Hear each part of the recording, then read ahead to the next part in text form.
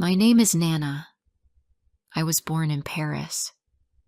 My life did not start with light or music. It started in a small, cold room. My mother worked as a washerwoman. My father drank too much. We never had enough to eat. I remember being hungry most days. When it rained, our roof leaked.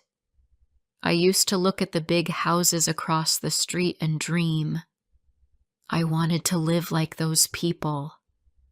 I wanted to wear clean clothes and smile without fear. When I was very young, I liked to sing. I sang when I worked. I sang when I walked in the street. People laughed, but some said my voice was sweet. I dreamed of the theater. I thought, maybe one day I will stand on a stage and people will clap for me.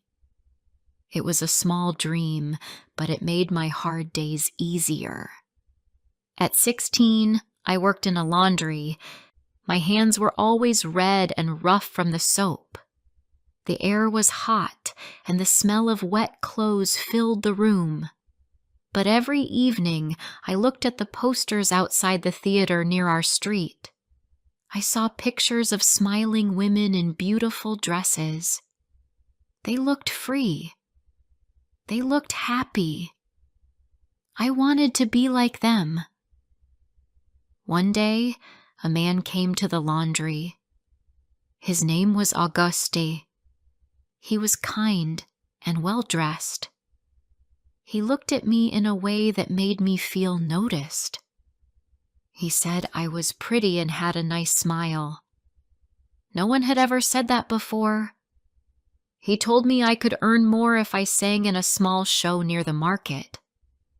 I was shy, but he said he could help me. I did not know much about him, but I wanted to leave the laundry, so I said yes. My first time on stage was in a cheap hall. The air smelled of wine and smoke. People talked loudly, some laughed, some shouted. My heart beat fast. The music started, and I sang. At first my voice shook, but then I saw a few people smile. A man clapped. Another called my name. For the first time, I felt alive. I was poor, but in that moment, I shone. After that night, I worked at the theater often. I sang, I danced, I smiled at the crowd. People started to know my name. Some called me the little star. I was happy, but also scared. The world was not kind to girls like me. Many men wanted to talk, to buy me gifts, to take me places. Some were kind, some were not. I wanted to be careful, but I also wanted a better life. I met many people in those days. Some were poor like me. Some were rich and came to watch the shows. The rich men liked to be close to the girls on stage. They gave flowers, jewelry, and money. Some girls became rich fast. Others disappeared. I did not understand everything then, but I knew I wanted to survive. I wanted to shine more than anyone. One night, I met a man named Fontaine. He was an actor. He was tall and charming. He told me I was special. I believed him. He said he would help me become famous. We spent a lot of time together. He took me to better theaters. He bought me dresses. I thought he loved me, and I loved him in my own way. But love in Paris was not simple. One day he was kind. The next day he shouted. I cried many nights, but I stayed. I thought love was meant to hurt a little. When the director of a new theater saw me, he asked if I wanted to act in his play. I was scared but said yes. I had never acted before. The play was called The Blonde Venus.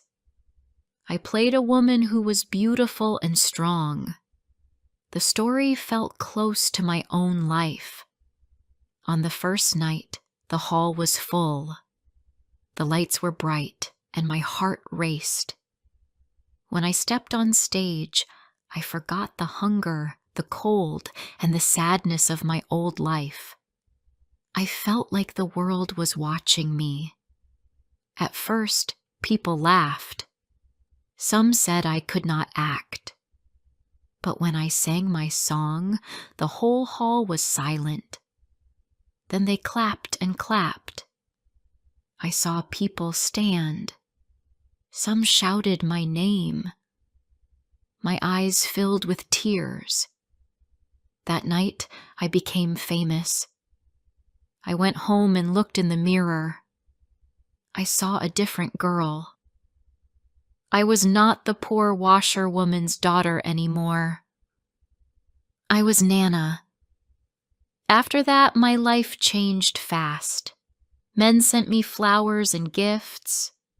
They waited for me after every show. They wanted to talk, to invite me to dinners, to give me gold and clothes. I did not know what to say. I liked the attention.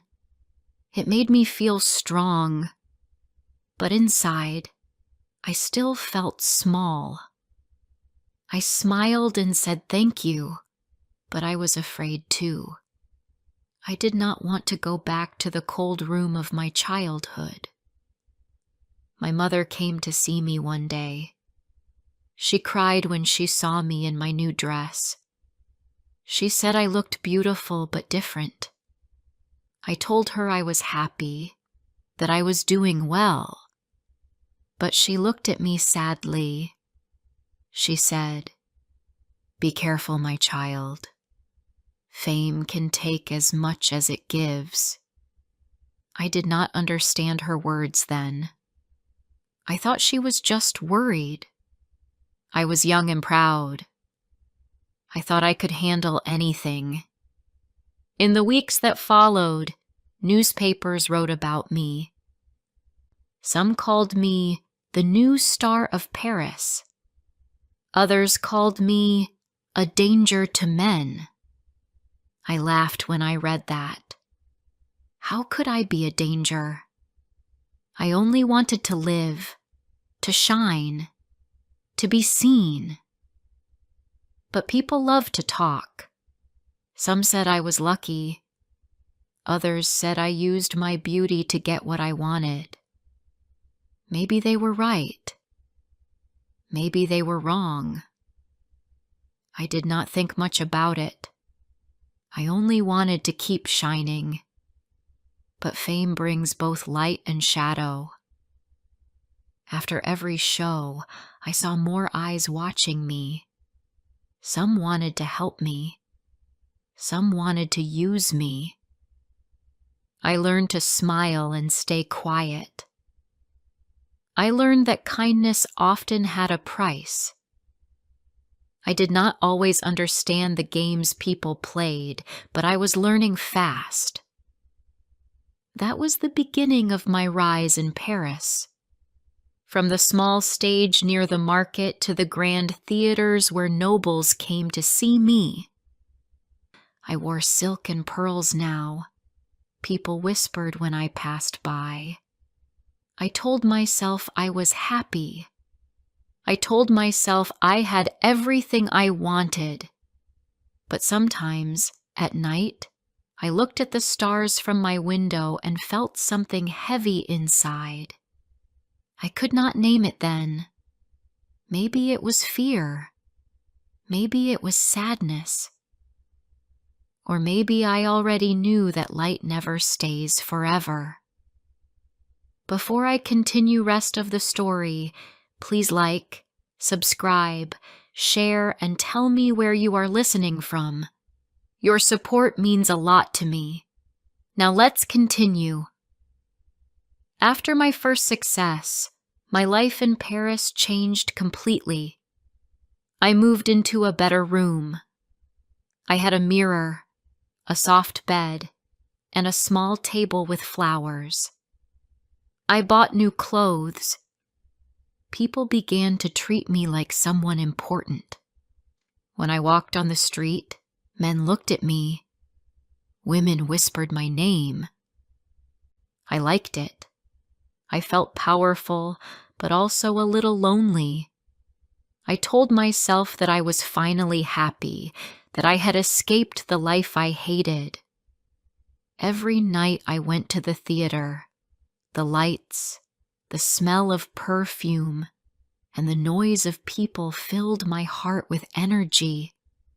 When I walked onto the stage, I forgot everything else. I smiled, sang, and danced. People shouted my name again and again. They threw flowers. I bowed and smiled, but sometimes when the curtain closed, I felt tired and empty. I would sit in my dressing room and stare at my face in the mirror. The paint and powder made me look beautiful, but when I wiped it away, I saw the same girl from the laundry. Many men came to visit me after the show. They brought flowers, gold, and even small animals. One gave me a white dog. Another bought me a carriage. They all said the same thing, that they loved me.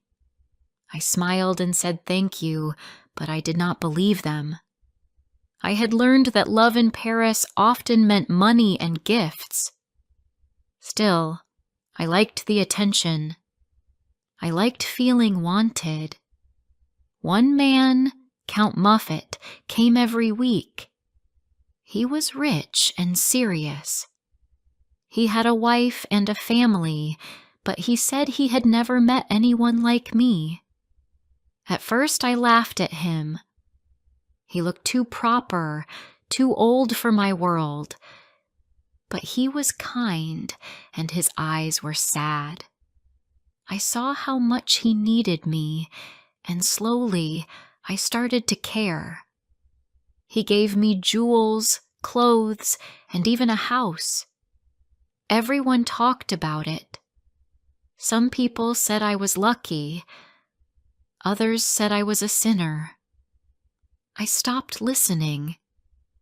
I told myself I was just living my life. In my new house, I had soft carpets and tall mirrors. I threw big dinners. Famous men came, actors, officers, and even politicians. They all wanted to sit near me, to make me laugh. I felt like a queen. Sometimes I would stand at the window and look down at the street. I would see poor women walking fast in the rain, carrying baskets or crying children.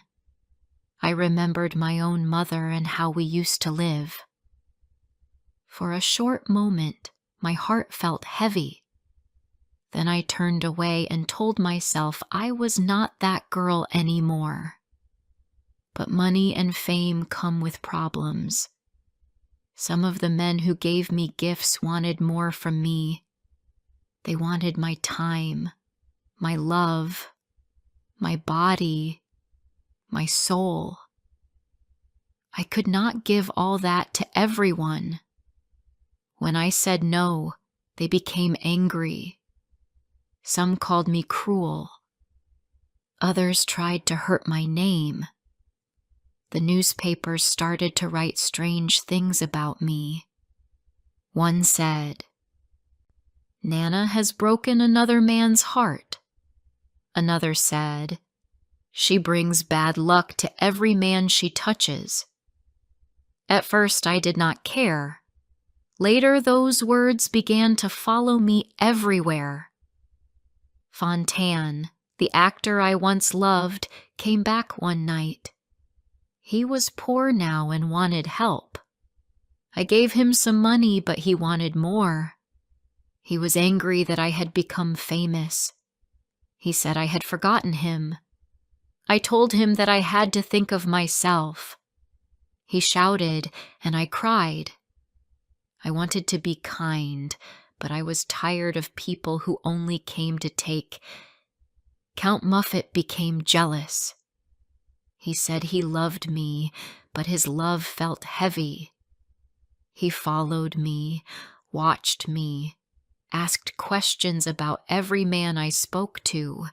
I tried to make him understand that he could not own me, but he didn't listen. He said I was his light, his only joy. I started to feel trapped. The more he loved me, the more I wanted to run away. At the theater, people still cheered for me. I still looked beautiful under the lights, but I was different now. I had everything I wanted, yet I felt less and less free. I had golden clothes, but I missed peace. Sometimes when I took off my dress at night, I felt tired, as if all the light around me was too heavy to carry. I looked at my face and thought, who am I now? My mother died during this time. I went to see her a few days before it happened. She lived in a small, quiet room. When she saw me, she smiled weakly.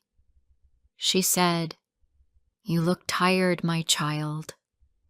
I told her I was fine, that I had a big house and many friends. She touched my hand and said softly, "Be careful, Nana. The world loves you now, but it can turn away very fast." I wanted to answer, but my throat felt tight. When she died, I cried alone. I did not go to the funeral because the newspapers were watching. I stayed home and drank wine until I fell asleep. After that, things began to change. People still came to my parties, but I noticed their smiles looked different. Some came only for gossip. Others wanted to see if I would fall. I started to spend more money than I had. I bought more clothes, more jewels, and gave gifts to everyone. I told myself I was happy, but I was only trying to fill a space inside me that nothing could fill. One day, Count Muffet's wife came to my house. She was calm and beautiful. She looked at me with cold eyes. She said, "You have taken everything from me. My husband, my peace, my home." I tried to speak, but no words came. She left quietly, and I sat alone, feeling small for the first time in years. That night, I looked at the lights of Paris from my window. The city looked so big and far away. I wondered if anyone truly loved me, or if they only loved the idea of Nana. Soon after, I started to lose things. The theater changed its stars. A new girl came, younger and fresher. People talked about her like they once talked about me. My shows became less full. My dresses felt heavier. The men who had followed me began to disappear one by one. I still had a few who stayed, but I could see the end coming. I tried to laugh and dance as before, but it did not feel real anymore. Sometimes I went out at night and walked alone by the river. The air was cold and the water was dark. I watched my reflection move in the water. It looked soft and broken. I whispered to myself, "I wanted to shine." Then I laughed a little and said, "Maybe I shone too much." Still, I did not stop. I could not. I was Nana. I had to smile. I had to keep living like a star, even when the light around me started to fade. I told myself things would be better again, that people would remember me, that the world could not forget Nana. But deep inside, I felt the truth coming closer. That truth would arrive soon, in my last act, in my final days in Paris. The last years of my life passed like a slow song that lost its sound at the end. I was not the same Nana that Paris once loved. My name was still known, but not with the same light. People spoke about me with pity now. Some laughed, others whispered that I had wasted my beauty. I tried not to listen, but the words hurt. I moved from the big house to a smaller one near Montmartre. The carpets were old, the walls were thin, and the air was cold in winter. My dresses hung in the corner, still bright but never worn. I sold many of my jewels to pay for food and rent. Some nights, I still went out to the theater. I watched other girls dance and sing, young girls with faces full of hope. I wanted to smile for them, but my heart felt heavy. I saw myself in them. They were me, years ago. Men still came sometimes. They spoke of the old days, of the girl who once made the city dream. But they did not stay long. Some offered help, but I said no. I was proud, maybe too proud. I told myself that I had lived like a queen, and if I had to fall, I would fall alone. One winter, I became sick. The doctor said it was nothing at first, just a fever. But it did not stop. My body felt weak, my hands cold. I could not sing anymore. My voice, which had once filled big halls, was now only a whisper. The world outside went on as always. The theaters stayed full. The lights of Paris still shone, but not for me. Count Muffet came to see me once more. He looked older and tired. His eyes still held the same sadness. He sat beside my bed and said softly, "You changed me, Nana. You destroyed me, but I cannot hate you." I looked at him and tried to smile. I said, "We both lost count. You wanted love, and I wanted light.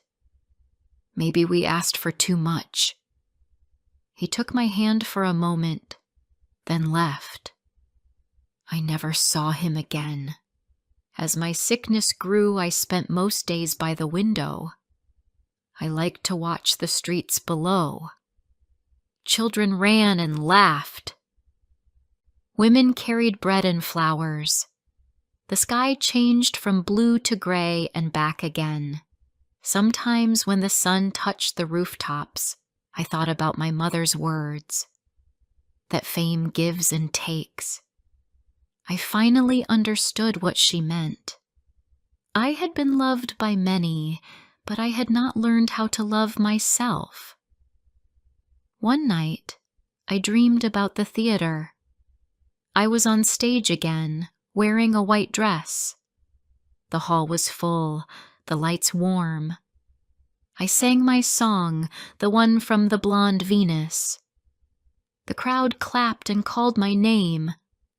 For a moment I felt young again, but when I looked closer, the faces in the crowd began to fade. I woke up with tears on my cheeks.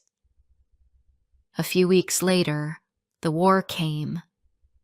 Paris was filled with fear. People spoke of soldiers, hunger, and death. My sickness became worse. I could not leave my bed. I heard the noise of the streets, but I was too weak to move. My small mirror stood on the table beside me. I looked at my reflection. My face was pale. My eyes were large and tired. I touched my cheek and smiled a little. "You still wanted to shine," I whispered. A friend from the theater came to see me one last time. She brought me some fruit and flowers. She cried when she saw me. I told her not to be sad. "I lived my dream," I said. "I wanted to be seen. I was seen. That is enough." She stayed until night, then kissed my forehead and left. The next morning, I woke up and felt peace. The pain was still there, but my heart was quiet. I looked at the window and saw the sky turning pink. The city was waking up. I could hear a cart on the street and the sound of birds. For the first time in many years, I felt calm. I closed my eyes and thought about my first night on the stage. The lights, the music, the people calling my name. I thought about the girl who sang with hope, not with fear. I smiled one last time. I whispered softly, "I wanted to shine." And for a little while, I did. Thank you for listening to this story. If you enjoyed this story, please like the video and subscribe to English Medium Stories. Stay with us for more classic stories in easy English. My name is Maria, and I am a mother of one daughter. Her name is Anna. She is 30 years old, and she is my only child. I love her with all my heart, and I always want her to be safe and happy. But in the last few years, my heart has felt heavy. I worry about her day and night. I worry about her choices and the people she lets into her life. I worry because she keeps changing husbands, and every time she chooses a new man, things end the same way. She is hurt, she cries, and she comes back to me with a sad face and tired eyes. When Anna was younger, she was full of dreams. She always talked about a happy home, loving children, and a man who would stand by her side. She used to say, "Mom, I want a simple life. I want love that stays." I believed her. I believed she would find a good man, someone honest and calm, someone who would care for her the way she cared for others. But as she grew older, her life moved in another direction. She met men who did not respect her. She trusted them too fast. She chose them too quickly. Then she broke her life apart and tried again with someone new. Her first husband, Peter, was a kind man at first. He brought flowers to our house. He smiled a lot. He worked hard and talked gently. But after 1 year, everything changed. He became cold. He came home late. He stopped talking to Anna, and the house felt like winter even in summer. I watched Anna cry on the sofa many nights. She tried to fix the marriage, but she could not fix a man who did not want to try. She left him after 2 years. She came home to me with her clothes in a small bag and her tears on her cheeks. I held her close and told her she would be okay. I hoped she would learn from this pain. But she did not learn. Only 1 year later, she met David. He was very different from Peter. He was funny and loud. He made jokes all the time. He liked parties and loved attention. I did not feel good about him from the start. A mother knows when something is not right. When I saw him, something inside me felt tight. His smile looked wide but not warm. His eyes moved too fast. His words sounded sweet, but his actions did not match. But Anna liked him. She said he made her feel young again. She said he made her laugh. She said she felt alive. They married after only 3 months. I wanted to stop her, but she said, "Mom, please trust me. I know what I am doing." I stayed quiet, but my worry grew inside me like a heavy stone. And I was right again. David did not treat her well. He spent money carelessly. He talked to other women. He argued with Anna about small things. He made her feel small. He shouted when he was angry. He slammed doors. The house was full of noise and fear. Anna stayed for 2 years, then she left again. She came back to my house one night with her face red and her voice weak. "Mom, I made a mistake," she said. I hugged her and wished she would finally stop choosing men like this. But then last year, she met another man. His name is Mark. He is her 3rd husband, and he already brings pain to her life. He looks quiet, but he is not warm. He does not smile with joy. He smiles to hide something. I saw it from the first day.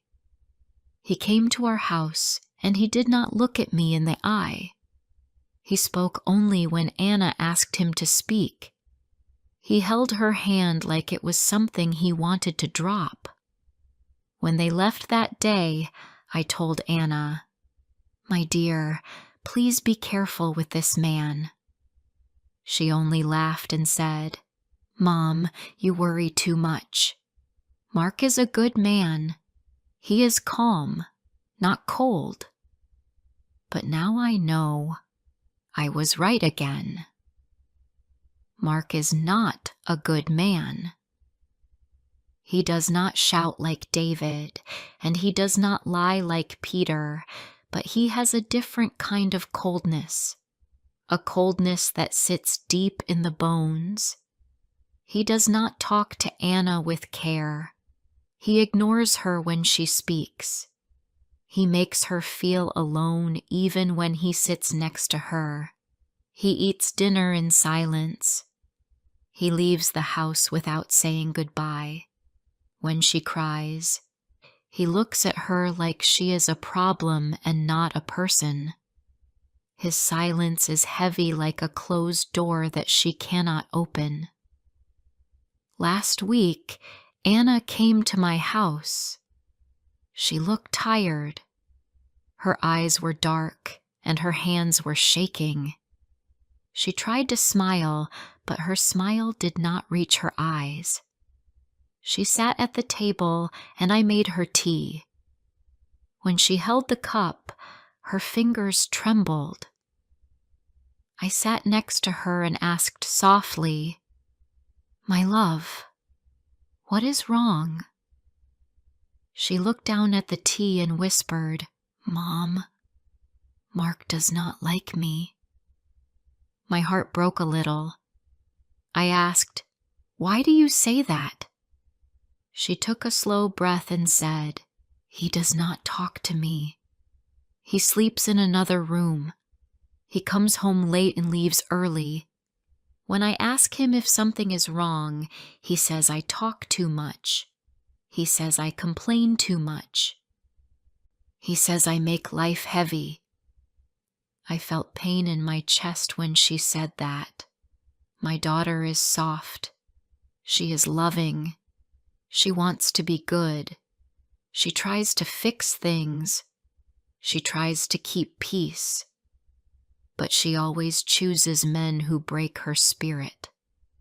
I held her hand and said, "My dear, you deserve love. You deserve peace. A home should feel safe, not cold." She cried quietly, "Mom, why do I always choose the wrong man?" I did not know what to say. How can a mother answer this question without hurting her child? I just hugged her and let her cry on my shoulder. For days after that, I could not sleep well. I kept thinking about Anna. I kept thinking about her past and her present. I kept thinking about her future. I am afraid she will never have a stable home. I am afraid she will always run from one man to another, trying to find love in places where love does not live. I fear she will grow older and carry regret like a heavy bag she cannot put down. I fear she will one day look back and say, "Why did I not listen? Why did I not choose better?" As her mother, I want to protect her, but she is grown now. I cannot hold her hand at every step. I cannot tell her who to love. I cannot stop her from marrying men who hurt her. But my heart still cries. When she suffers, I suffer. When she falls, I feel the pain. A mother's heart is like a soft field that carries all the steps of her child. Even when the child walks far away, the marks stay forever. Last night I sat on my bed and thought about talking to her again. I must try. I must tell her that she is worth more than silence and cold rooms. I must tell her that she can leave if she is unhappy. I must tell her that she does not need to stay with a man who does not see her. But I am also afraid. I am afraid she will not listen. I am afraid she will think I am judging her. I am afraid she will push me away again. But I know one thing. I cannot watch her suffer in silence. I cannot let her walk the same painful path again. Tomorrow, I will visit her. I will sit with her. I will talk gently. I will try to reach her heart. I hope she will hear me. I hope she will understand. I hope this time she will choose peace. Before I continue rest of the story, please like, subscribe, share, and tell me where you are listening from. Your support means a lot to me. Now let's continue. The next morning, I woke up early. I could not rest well during the night. My thoughts moved from one worry to another. I kept thinking about Anna's tired face. I kept remembering her shaking hands. I knew she needed support, even if she did not ask for it. So I made a simple plan. I would go to her house. I would sit with her. I would listen to her. I would speak slowly and with care. I would remind her that she had a choice. I reached her home around 10 in the morning. The sky was gray and the air felt quiet. When I knocked on the door, Anna opened it slowly. She looked surprised to see me. Her hair was not brushed, and her eyes were swollen like she had cried again. She tried to smile, but it looked weak. "Mom, why are you here?" she asked in a soft voice. I touched her arm gently and said, "I came to see you." I felt worried. She stepped aside, and I walked in. The house was clean but cold. There was no warm feeling inside. The air felt heavy, like no one had laughed there in a long time. She made tea for us, and we sat at the small table in the kitchen. For a moment we did not speak. I looked at her face. She looked tired, older than her age. My heart ached. "My dear," I began, "you do not look well. Tell me what is happening." She looked at her hands and played with the edge of her cup. "Nothing special, Mom. It is just life. Marriage is hard." "Yes," I said gently. "Marriage is hard. But it should not break you every day." She raised her eyes and looked at me. I saw pain in them. Pain she was trying to hide. "Mark is not a bad man," she whispered. "He is just quiet. He does not show feelings easily." "Quiet is fine," I replied softly. "But coldness is different. Coldness hurts. Coldness makes you feel alone." Anna took a deep breath. "I don't know what to do. I am afraid to leave again. I already failed twice. I cannot fail again." Her words cut through me. I held her hand and said, "You did not fail. You tried to build a good life. You tried to make things work. That is not failure. That is courage." She shook her head slowly. "People talk, Mom. They say I cannot keep a home. They say I change husbands like clothes. They say something is wrong with me." My heart hurt hearing this. "My love, people will always talk, but they do not live your life. They do not feel your pain. Only you know what is real." She wiped a small tear on her cheek. "Mark says I complain too much. He says I should be patient. He says I expect too much. But what do you feel?" I asked softly. She stared at the table. "I feel alone. I feel like I am not important. I feel like my voice does not matter." These words broke something inside me. No mother wants to hear that from her child. I took a slow breath and said, "That is not how love should feel." She looked at me again, and this time her eyes filled with tears. She tried to hold them back, but one tear rolled down her face. "Mom," she whispered, "I'm scared." I moved closer and held her in my arms. She leaned her head on my shoulder like she used to do when she was a little girl. "It is okay to be scared," I said, "but fear should not keep you in a place that hurts your heart." After a moment, she pulled away and took a deep breath. "What should I do?" "I cannot tell you what to do," I said, "but I can tell you what I see. I see a woman who tries too hard to make things work. I see a woman who gives more than she gets. I see a woman who deserves kindness, not cold silence."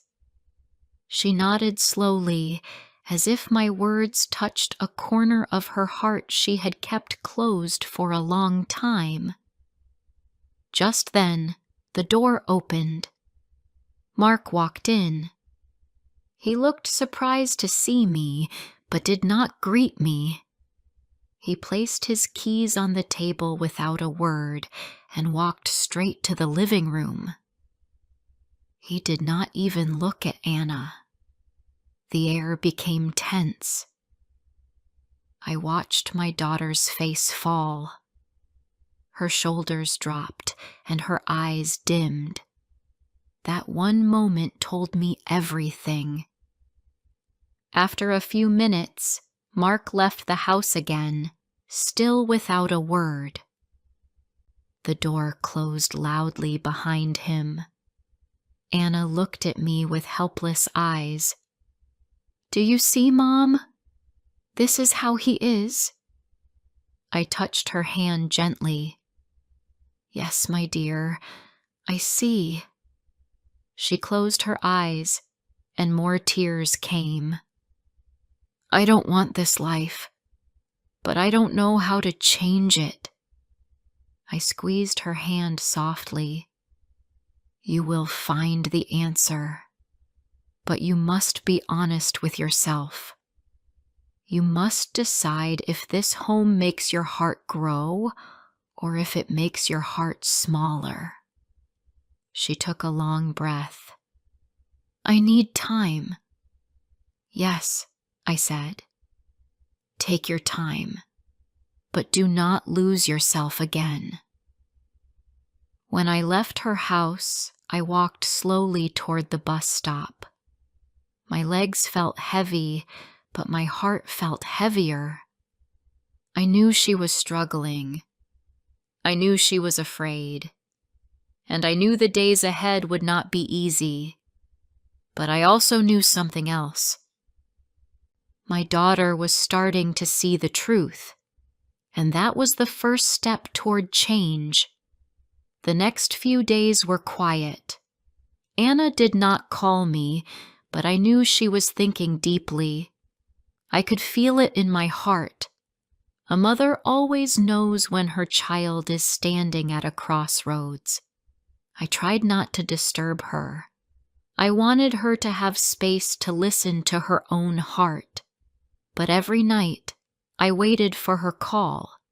I sat by the window with a cup of tea and looked at the street. I hoped I would see her walking toward my house. I hoped she would come and tell me she was ready to make a change. One evening, my phone finally rang. It was her. Her voice was soft. "Mom, can I come to your house?" she asked. "Of course, my love," I said at once. When she arrived, she looked tired but calm.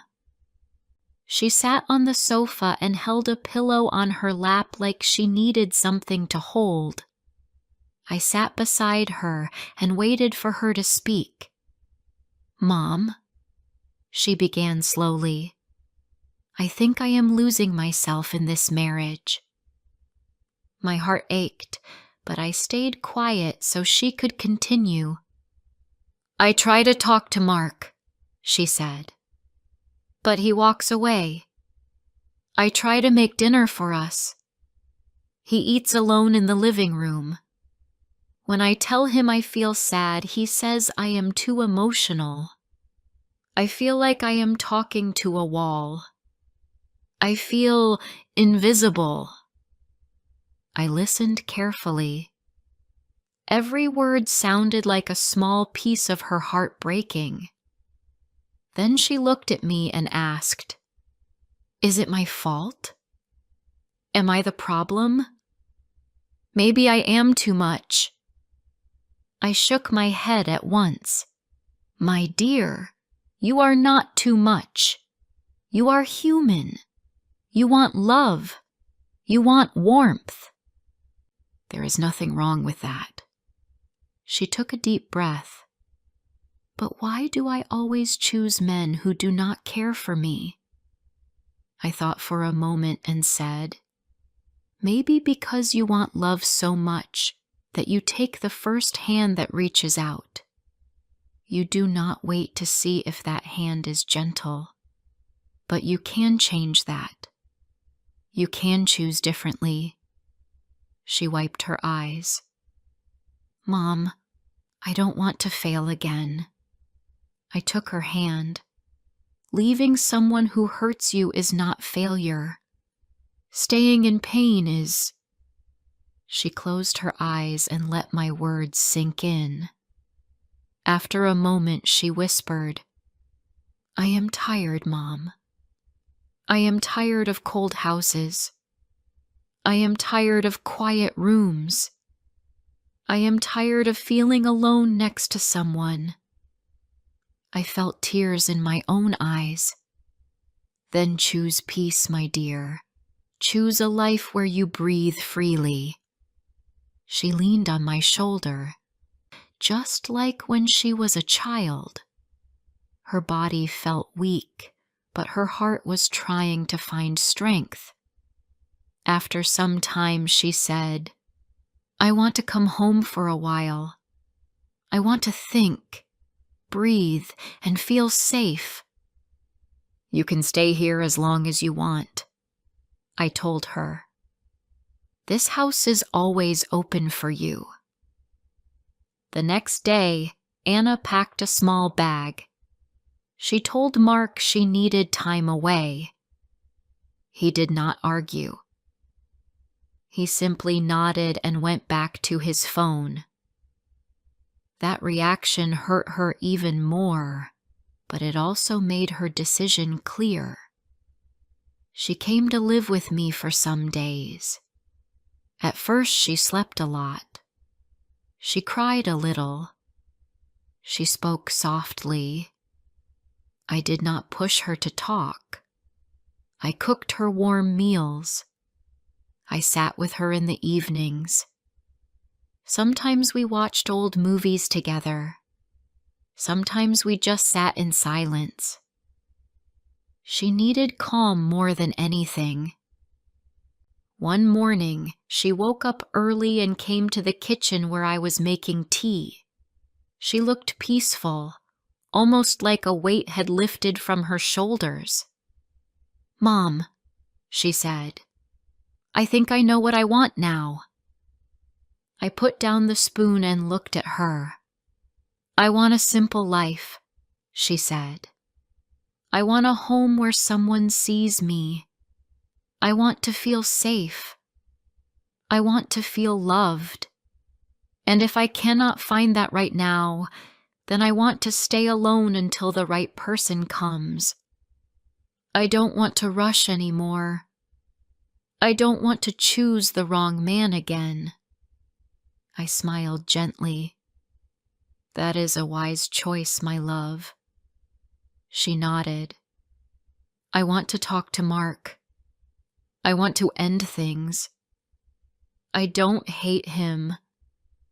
I just don't want to live in cold silence. I held her hand.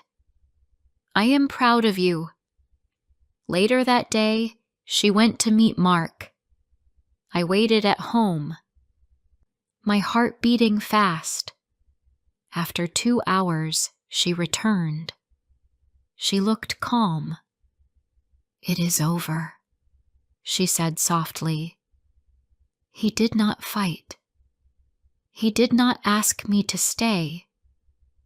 He just said, do what you want. And I knew I made the right choice. I hugged her tightly. She did not cry. She looked free. That night, as we sat together, she said, Mom, thank you for being my home. Thank you for not giving up on me. I kissed her forehead. You will build a better life now, one step at a time. and for the first time in many years, I saw real hope in her eyes. She finally chose herself. Thank you for listening to this story. If you enjoyed this story, please like the video and subscribe to English Medium Stories. Stay with us for more classic stories in easy English.